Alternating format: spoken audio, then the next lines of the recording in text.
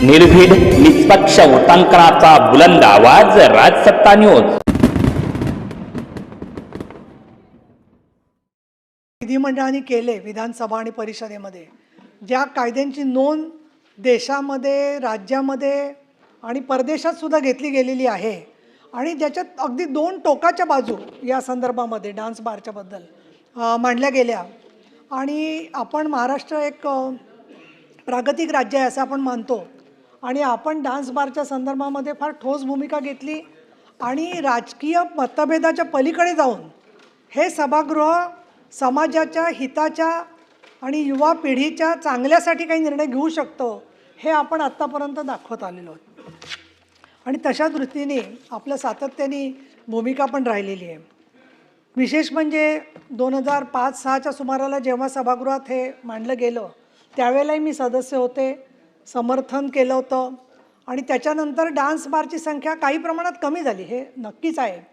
विशेषतः आम्हाला तर आधी चित्र जे दिसत होतं की ग्रामीण भागातून येणाऱ्या मुली या सांगायच्या की आम्हाला सिस्टर म्हणून काम चालेल, पण खरं तर डान्स बारमध्ये मी सिलेक्ट झालेली आहे, तिथे मिळाली तर मी तिथे जाणार आहे। इतकं मोठ्या प्रमाणामध्ये ग्रामीण मुलींच्यामध्ये, महिलांच्यामध्ये याचं प्रमाण वाढत चाललेलं होतं। आता आपण हा जो नवीन मुद्दा केलेला आहे की ऑर्केस्ट्राचा सुद्धा त्याच्यात समावेश करायचा, ते मी स्वागत करते आणि माझी अशी तर काही समजूत नव्हती की 100% डान्स बार कमी झालेले आहेत म्हणून, कारण सातत्याने मध्ये मध्ये कुठले डान्स बार चालू आहे आणि त्याचे छापे टाकले याच्या बातम्यासुद्धा सातत्याने येत होत्या। परंतु अटल सेतू झाला आणि अटल सेतूच्या नंतर आम्ही मुंबई पुणे एक्सप्रेसवेला लागतो, त्याच्यामध्ये आम्हाला जाताना डावीकडे आणि उजवीकडे पाहिल्यावर अजून खूप वेगळं जग आहे असं लक्षामध्ये आलं आणि प्रत्येक ठिकाणी बघितलं तर बंदच्या बंद दारं आणि संगीताची नावं त्याला। म्हणजे आम्हाला असं वाटलं की आत्तापर्यंत शासनापासून हे जग कुठेतरी एखाद्या पडद्याच्या आड लपलं होतं आणि आता जात असताना आमचा डान्स बार बंदी कायदा कसा त्याला वळण दिलेलं आहे, कलाटणी दिलेली आहे आणि जो अटल सेतू आम्ही अभिमानाने मिरवतो, तर यांचा जो अटल मार्ग स्वतःचा त्यांनी केलेला आहे त्याच्यामुळे शर्मेने मान खाली जावी अशा प्रकारचा प्रयत्न आहे। अटल सेतूवरून निघाल्यापासून ते जाईपर्यंत अगदी तुम्हाला पाणी प्यायला जरी थांबायचं असेल तर एखाद्या टपरीपाशी किंवा बिस्किटच्या दुकानापाशी तुम्ही थांबू शकता, पण कुठल्याही हॉटेलमध्ये जाऊ शकत नाही परिस्थिती आहे। आता हा आपण जे केलेला आहे कायदा याच्यामध्ये स्वागत करत असताना आता पुढच्या आपल्याला म्हणजे मला सिनिकल बोलायचं नाही आहे, पण आता संगीत म्हणजे काय याची व्याख्या करायला लागेल का काय असा काही वेळेला प्रश्न पडतो। कारण ज्यावेळेला आम्ही सांस्कृतिक कार्यक्रम करतो त्याला भावगीतं म्हणणारे लोक, सुधीर फडक्यांचं गीत रामायण म्हणणारे लोक यांनासुद्धा हॉटेल्स त्रास देऊन असं सांगतात की इथे संगीत असेल तर तुम्हाला म्हणता येणार नाही आणि याचं कारण आम्हाला त्रास होतो असं सांगितलेलं आहे मोठमोठ्या हॉटेल्समध्ये। आणि त्याचबरोबर संगीताच्या बरोबर आपण म्हटलं की वैयक्तिक किंवा गटामध्ये केले जाणारे सादरीकरण एक चांगलं म्हटलेलं आहे तुम्ही ध्वनिमुद्रित मुद्रण साधनांचा वापर, कारण हल्ली कराओके वगैरे सर्व संगीत रेडीच असतं, गाणारे फक्त 1 किंवा 2 लोक असतात। मला खरा प्रश्न असा वाटतो की या निमित्ताने हा कायदा तर आपण मंजूर करूच या, पण त्याचबरोबर आपण एक असेसमेंट करण्याची गरज आहे की खरंच किती डान्स बार गुप्त पद्धतीने किंवा खाजगी पद्धतीने मधून चालू आहेत याचा आपण शोध घेणं फार गरजेचं याच्यासाठी आहे की 3 गोष्टी मला दिसतात की महिला वेट्रेस म्हणून काम केलेलं दाखवलं जातात, पण प्रत्यक्षात गिराईकाला पैसे घेऊन खुश करणं त्या क्षणी हे देखील घडणाऱ्या अनेक गोष्टी आहेत। महिला वेट्रेस संघटनेने याच्या विरुद्ध म्हटलेलं आहे की आमच्या पोटावरती बंदी आणू नका। दुसरा अगदी महत्त्वाचा मुद्दा म्हणजे बारमध्ये किंवा या संगीताच्या नावाने ज्या मुली येतात तर त्या अल्पवयीन मुलींचं प्रमाण फार पूर्वी होतं, पण आतासुद्धा अल्पवयीन मुली कुठून येतात ह्याचा आपण शोध काढलो तर बुधवार पेठ पुण्याचा जो भाग आहे, म्हणजे आता त्या सगळेजण त्याच्यात तोच व्यवसाय करणारे तसं नाही आहे, पण तिथे सगळ्या या मुली भाजी निवडायला जसं आणतात तसं या 16-17 वर्षाच्या मुली डान्स बारच्या अगोदर त्या सगळ्या रेड लाईट एरियामध्ये पोचलेल्या असतात।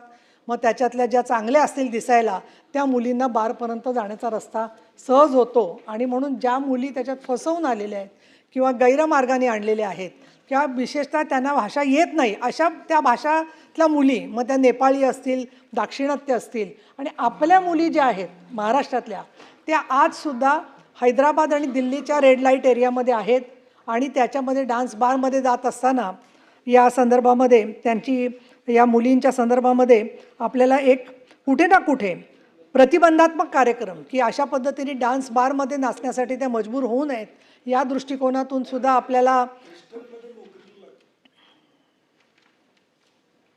मी शेजारी जाऊन का बसत नाही त्यांच्या जो गप्पा वगैरे मारून दे हळूच, काय हरकत नाही त्याच्यात. तर त्याच्यामुळे ह्या सगळ्या मुद्द्यांवरती सुद्धा विचार आवश्यक आहे. त्याचबरोबर हॉटेल इंडस्ट्रीचं याच्यावरती काय होणारे मत हा एक प्रश्न मोठा आहे, कारण त्यांची पण खूप मोठी लॉबी आहे आणि त्यांचे सगळ्याच आपल्याशी जरा बऱ्याचपैकी मैत्रीपूर्ण संबंध असतात आणि अशा वेळेला मग आम्हाला संगीत घेता येणार नाही, मग लग्नाचं संगीत पण आहे, बाकीच्या ठिकाणी कलाकार येत असतात. तर या दृष्टिकोनातून आपल्याला पोलिसांच्या बरोबर खूप आवश्यक असं आहे की ज्यांना सांस्कृतिकरित्या फरक कळतोय याच्यातला असे काही व्यक्ती म्हणा, असे काही एक्सपर्ट्स म्हणा, हे जोडले जाणं फार गरजेचं आहे. कारण आपण जबाबदारी कोणावर सोपवतो? एका पोलीस स्टेशनच्या इन्स्पेक्टरवरती. त्याला कशाला संगीत म्हणायचं, कशाला नृत्य, संगीतात नृत्यामध्येच आणलं जातं, नृत्यामध्ये मध्ये संगीत आणलं जातं आणि याबद्दलच्या पळवाटा सातत्याने काढल्या जातात.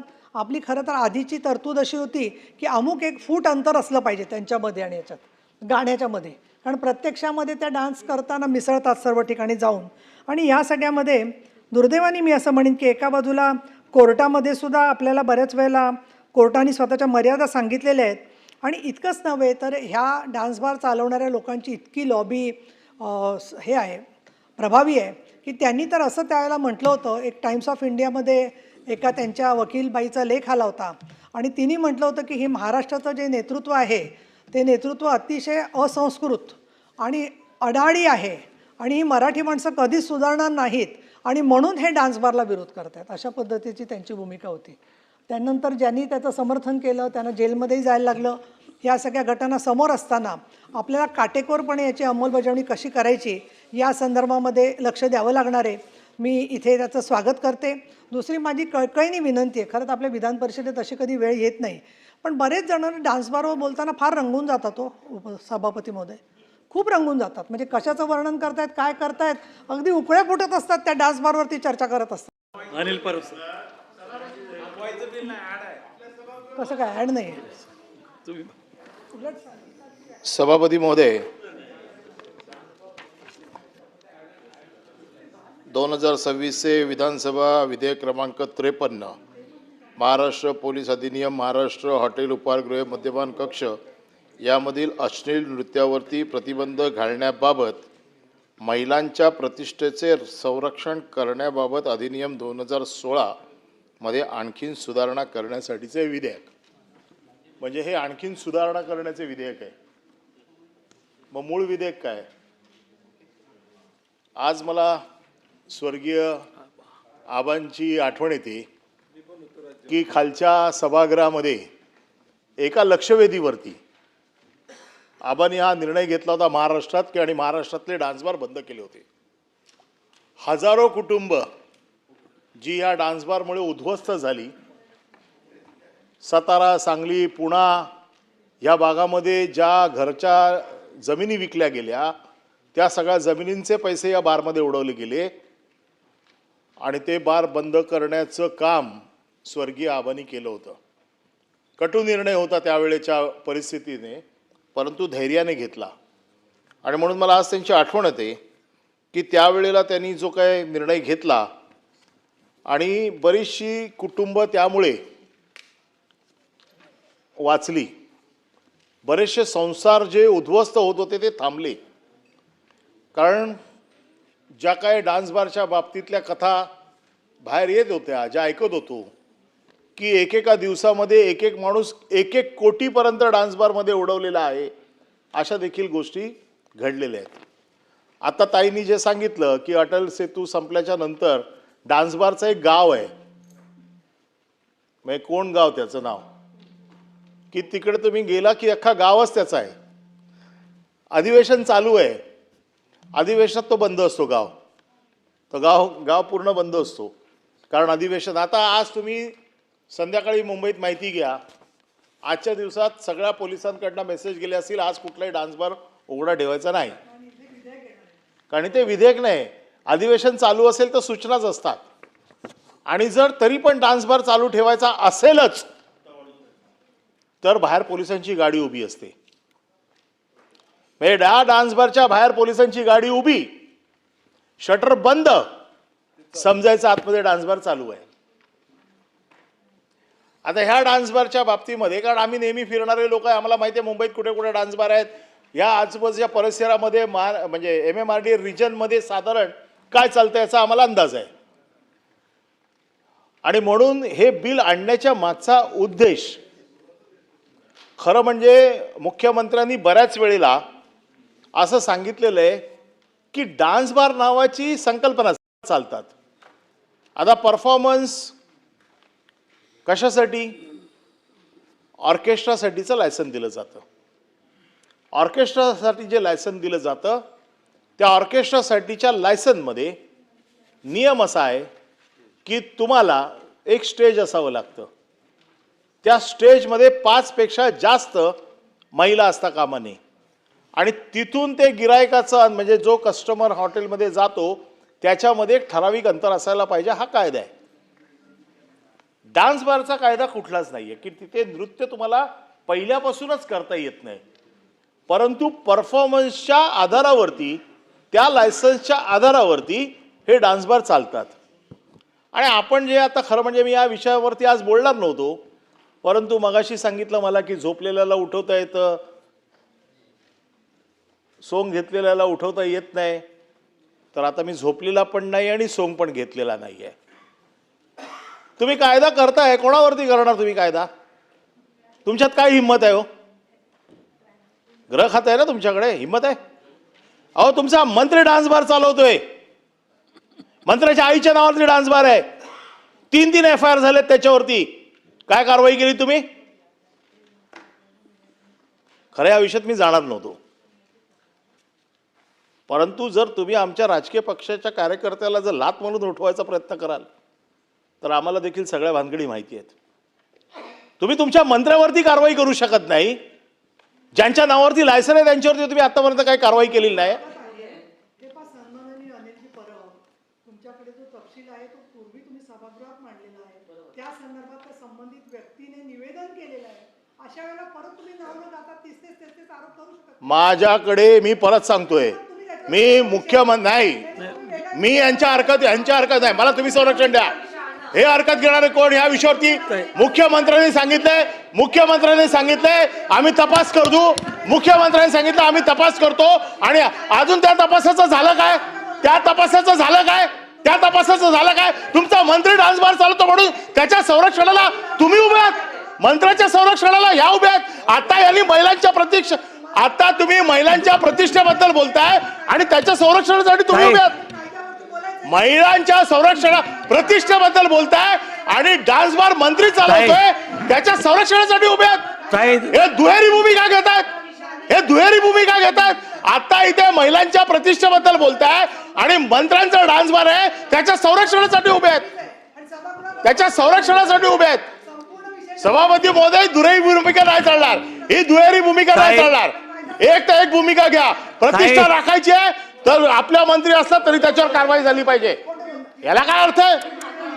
मी विषय मांडत होतो, संरक्षण करायला उभं राहू नका, मंत्र्यांचं संरक्षण उभं करायला राहू नका. ज्या प्रतिष्ठेसाठी तुम्ही उभे आहात, ही महिलांच्या प्रतिष्ठेसाठी उभे आहात ना, तर मग महिलांच्या प्रतिष्ठेचं बोला. महिलांच्या प्रतिष्ठेसाठी उभे आहात ना, तर महिलांच्या प्रतिष्ठेसाठी बोला. महिलांच्या प्रतिष्ठेसाठी उभे आहेत तर महिलांच्या प्रतिष्ठेसाठी उभे राहा. मी बोलणार नव्हतो, परंतु कारण नसताना महिलांच्या प्रतिष्ठेसाठी, महिलांची प्रतिष्ठा आहे. स्वतःचा मंत्री डान्स बार चालवतो त्याच्यावरती काय बोलत नाही. मुख्यमंत्री अहवाल देणार होते, काय झालं त्या अहवालाचं? तीच रेकॉर्ड म्हणजे काय? राजीनामा घेतला की नाही? हो, एक मिनिट. मंत्री महोदय, मी काही चुकीचं बोललेलो नाही. माननीय सभापती महोदय, माननीय सभापती महोदय, मी अनिल परब साहेबांना विनंती करतो, दानवे साहेब, सर्वांना थोडं शांत सभागृह करून मग आपण काय करू. मला माहिती आहे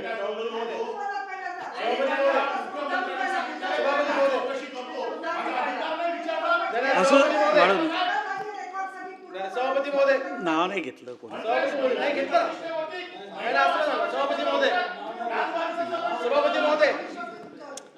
नाव नाही घेतलं बसा ना. नाही नाही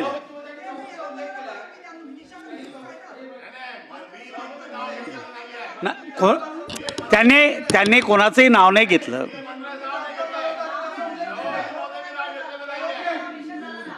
बरं एक मिनिट बोलू दे त्यांना.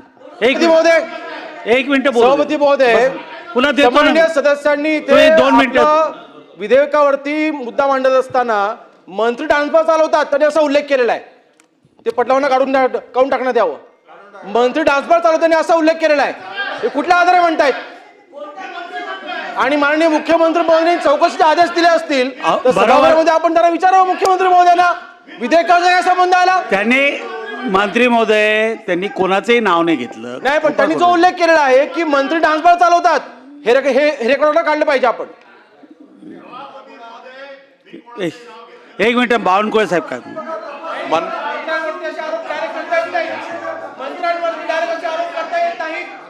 माननीय सभापती महोदय,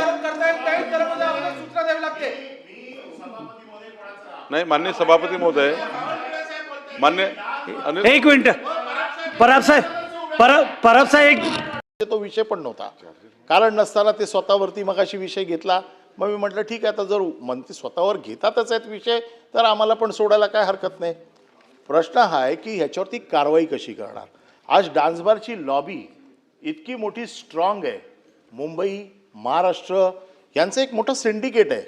आज मुंबईत तुम्ही जाल, नवीन मुंबईत तुम्ही जाल, आता हे सगळे मेसेज खाली गेले असतील. आज तुम्ही काय करायचं नाही, आज सगळे डान्सबार बंद ठेवा. आज तो गाव कोण गाव ओस पडला असेल, आज तिकडे कोणी नसेल, आज मुंबईतले सगळे डान्सबार बंद असतील. परंतु ज्यावेळेला डान्सबार चालू राहतात तर मी जसं तुम्हाला सांगितलं, तुम्ही कधीही माझ्याबरोबर येऊ शकता. माझ्या विभागामध्ये जे डान्सबार चालतात तिकडे पोलिसांच्या गाड्या बाहेर उभ्या कशा असतात, पाठीमागण्या कुठल्या रस्त्याने लोक आतमध्ये जातात, कुठून बाहेर पडतात, त्या डान्सबारच्या मुली लपवण्यासाठी कशा प्रकारचे छोटे छोटे तिकडे गल्ल्या बनवलेल्या आहेत. ह्या सगळ्या गोष्टी आम्हाला माहिती आहे, कारण आम्ही तिथेच आजूबाजूला राहतो. प्रश्न असा आहे की तुमच्या कायद्याने हा जो कायदा करताय ह्याची शिक्षा काय, ह्याचा चालवणारा. आता होतंय काय की मॅनेजरच्या नावावरती ॲग्रीमेंट करतात. मॅनेजरच्या नावावर ॲग्रीमेंट केला, मालक सुटून जातो, मॅनेजर चालत राहतो. मॅनेजरला तुम्ही जे काय आणता 2 दिवस उचलून ठेवता, डान्सबारच्या मुलींना आणता, त्यांचा काय तो जामीन वगैरे होऊन जातो. परंतु ह्याच्यामध्ये तुम्हाला खरोखर तुमची इच्छा असेल की खरोखर हे बंद व्हायला पाहिजे, तर हे बंद जर व्हायचं असेल तर ह्याच्या बाबतीमध्ये तुमची शिक्षेची तरतूद ही तुम्हाला कडक करावी लागेल. आता हा तुम्ही शब्द ह्याच्यामध्ये टाकताय, नव्याने शब्द टाकताय. म्हणजे डान्स बार हा शब्द नव्याने येतोय. आत्तापर्यंत जो होता तो परफॉर्मन्स लायसन आणि ऑर्केस्ट्रापर्यंत सीमित होता. ऑर्केस्ट्राचं व्हायोलेशन झालं आणि त्याच्यामध्ये डान्स बार आला तर तुमच्याकडे तरतूद आहे. परंतु डान्स बार हा जेव्हा तुम्ही शब्द आणताय तर त्या डान्स बारच्या अनुषंगाने तुम्ही त्याच्या शिक्षेची काय तरतूद केलेली आहे याच्यामध्ये, त्याच्या शिक्षेची तरतूद तुम्हाला देखील करावी लागेल. त्या शिक्षेची तरतूद तुम्ही जर सांगितली तर आम्हाला देखील वाटेल की बाबा खरोखर तुम्ही याच्यामध्ये कडक शिक्षा करताय. कारण हा नुसता डान्स बारमध्ये येणाऱ्या मुलींचा विषय नाही आहे, ते याच्याशी संबंधित जी हजारो मुलं, तरुण मुलं जी चुकीच्या मार्गाला जात आहेत, ज्यांना सरळ हे सगळे धंदे जर बंद झाले तर त्यांना आपण चांगल्या मार्गावर आणू शकतो. अशा प्रकारची जर बंधनं आपण घातली तर मला असं वाटतं की ह्या बिलाचा शेवटपर्यंत त्याचा उपयोग होईल. आज जे लोक कारवाई जी तुमची आहे, आता तुमचं 1 वाजेपर्यंत रात्रीचं हॉटेलचं लायसन असतं, 1 वाजेपर्यंत हॉटेल चालू असतात. आज तुम्ही कुठेही मुंबईत रात्री फिरा, 3, 3:30, 4पर्यंत हे डान्स बार चालू असतात. आता हे डान्स बार पुन्हा सांगतोय, ही संकल्पना नसताना हे चालू असतात. आपण हा कायदा आणल्यामुळे शिक्षेची वेगळी तरतूद काय करणार, ज्याच्यामुळे याच्यावरती चाप लावू शकतो. कारण आताची जी शिक्षा आहे, ऑर्केस्ट्राचं व्हायोलेशन झालं, परफॉर्मन्स लायसन्सचं व्हायोलेशन झालं तर त्याची शिक्षा तकलादू आहे, त्याची काय फार मोठी शिक्षा नाही आहे. त्याच्यामुळे हे बिल आणताना तुम्हाला जर ते बिल स्ट्रॉंग करायचं असेल तर त्याच्या शिक्षेची तरतूद देखील तेवढी स्ट्रॉंग असायला पाहिजे, तरच तुम्हाला त्या बिलाचा फायदा होईल. नाही तर त्या बिलाचा फायदा काय, केवळ आपल्याला फक्त लोकांच्या समोर हा जाईल विषय. परंतु जोपर्यंत कडक शासन जर आपल्याला दाखवायचं असेल तर हे कडक शासन दाखवायचं असेल तर शिक्षेची तरतूद देखील तेवढीच मोठी असायला पाहिजे. आणि माझं एकच मत असं आहे की डान्स बारला राजकीय वरदहस्त असू नये. राजकीय वरदहस्तावरती चालणारे डान्स बार मला सगळे माहिती आहेत. तुम्ही ज्या वेळेला कारवाई कराल तेव्हा कोणाचा राजकीय वरदहस्त असलेला डान्स बार सकाळी 5 वाजेपर्यंत चालतो, ज्याला राजकीय वरदहस्त नाही त्याचे बार लवकर बंद केले जातात, हे सगळे सर्रास आम्ही बघतो. तर त्याच्यामुळे तुमच्याकडनं या सूचना इतक्या सक्त असायला पाहिजेत. कोणाचेही बार असू देत, तुमचा परफॉर्मन्स लायसन आहे, परफॉर्मन्स लायसनवरती तुम्हाला 1 वाजता बंद म्हणजे बंद सगळे झाले पाहिजेत. मग 5 वाजेपर्यंत कोणाचा चालू आहे, मग त्याला काय वेगळं त्याला प्रोटेक्शन आहे का, मग त्याला वेगळं प्रोटेक्शन आहे तर का प्रोटेक्शन आहे त्याला. मग तुम्ही जी आबांनी घोषणा केली होती की ज्या एरियामध्ये आबांची घोषणा होती की ज्या एरियामध्ये डान्स बार आहे त्या एरियाच्या सिनियर इन्स्पेक्टरला आम्ही सस्पेंड करून टाकू, या घोषणेची अंमलबजावणी करणार का? ती आज करा. परंतु माझं मत असं आहे की सिनियर इन्स्पेक्टरला कोणाला जबाबदार धरणार तुम्ही? ह्याची जबाबदारी कोण घेणार? या बिलामध्ये तुम्ही जबाबदार कोणाला धरलंय की नाही? याच्या अंमलबजावणीची जबाबदारी कोणाकडे तरी असेल की नाही? तुमची पोलिसांकडे आहे, बरोबर आहे. तुम्ही सस्पेंड कोणाला करणार? तिकडच्या बीट ऑफिसरला सस्पेंड करणार. एक्साइज ऑफिसरला करा, बीट ऑफिसरला करणार. मग तिकडचा प्रमुख जो कोण आहे त्याची जबाबदारी आहे की नाही? मागे काही वर्षापूर्वी ज्या वेळेला असं झालं होतं तेव्हा मी मुंबईतल्या पोलीस स्टेशनची नावं वाचून दाखवली होती सभागृहात आणि कुठल्या पोलीस स्टेशनच्या हद्दीमध्ये किती डान्स बार चालू आहेत याची यादी दिली होती. सस्पेंड करायला पाहिजे. जर तुमच्यात खरोखर जर अंमलबजावणी करण्याची हिंमत असेल तर माझं मत असं आहे की हा प्रश्न तर मी मुख्यमंत्री आल्यावर विचारीनच की ज्या तक्रारी मी दिलेल्या आहेत त्याच्या बाबतीतला अजूनही अहवाल माझ्याकडे की मला अजून अवगत केलेलं नाही आहे की त्याच्यावरती कारवाई काय झाली. आणि आत्ता तुम्ही हे बिल आणताय, केवळ सवंग लोकप्रियतेसाठी हे बिल आणू नका, तर ह्या बिलची कडक अंमलबजावणीसाठी त्याची जबाबदारी देखील नक्की करा.